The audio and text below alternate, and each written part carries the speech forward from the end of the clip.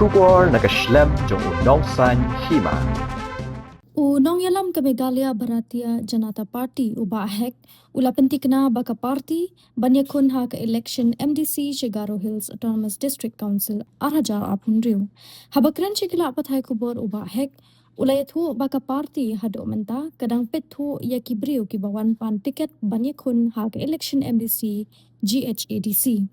Ubahek ula kubur baka BJP kamla banyakun na baro ki arp kandai teli ki constituency. Henry ula pentikna pakan penyeng kertong na ki katu katni ki constituency ba kadan jingkermen banjob. Ia kaminta ngidang pethu bat pet ngor ki briu ki bawan pan tiket jong ke BJP. Banyakun ki election MDC, GHADC, bat hadian bala bishar benya ngin sala aban penbena pat ba manu kita ki kertong bat kat nungut ngin penyeng kertong. Laong ubahek ula penti kena bahaduk menta ka parti kalayo pediang bon ki kerteng jong ki briu ki bakwa banyakun na ka BJP.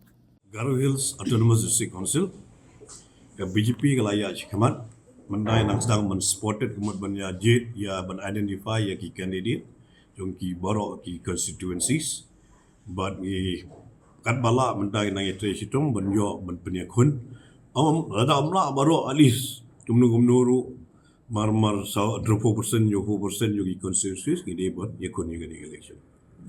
Dalam kiba approach Kelabut ki ba approach tambah da approach so betang da long tu early ban ong bangin ban ong do way who candidate ngimpat ai ka announcement of the official candidate. PE kuno pa dia kajing kon ba her unta po GH. Pi menta om tang hapo ka Garo Hills Autonomous Council ko hapo ka Meghalaya hi bro ko we ki brio la fai khamat se BJP. Lai ka kam jong honorable prime minister jong Shri Narendra Modi. Latrei bah nagabanda karoi kapar nagabanda ka development jong ka India bro ko we wadi ka Meghalaya ru lingba ka IS policy.